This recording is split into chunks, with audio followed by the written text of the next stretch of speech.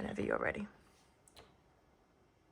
Today we are here seeking an order from the tribunal under section 419, a breach of agreement. The tenant did not return the property in the same standard condition as they entered the premise. For the case facts, we have unpaid rent of 3 months, as well as unreported damages by the tenant, Mrs. Smith, to the landlords.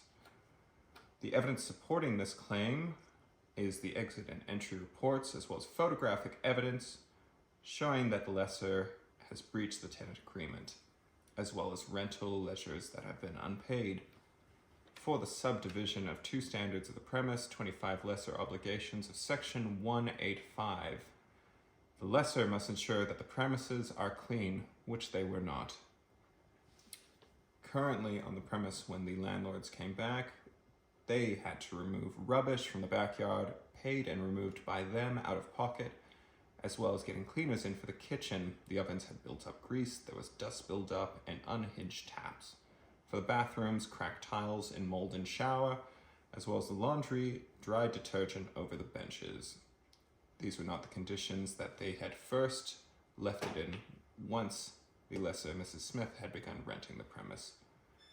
Mrs. Smith is adamant that the property was clean at the time of her vacate from the premise, which is quite different from the entry report. However, she did not attend or cooperate with a final inspection and denies all these claims, in spite of being provided photographic evidence of the outcome. As for the landlords, they would like to retrieve the rent that is outstanding, as well as recapping damages and repairs and costs, which they're happy to do by keeping the bond if the tenant is not able to pay back. So, how can we be sure about these quotes provided? Well, we got industry professionals in to assess these, plus legal entities provided by the RTA. In what order would I like this to be resolved?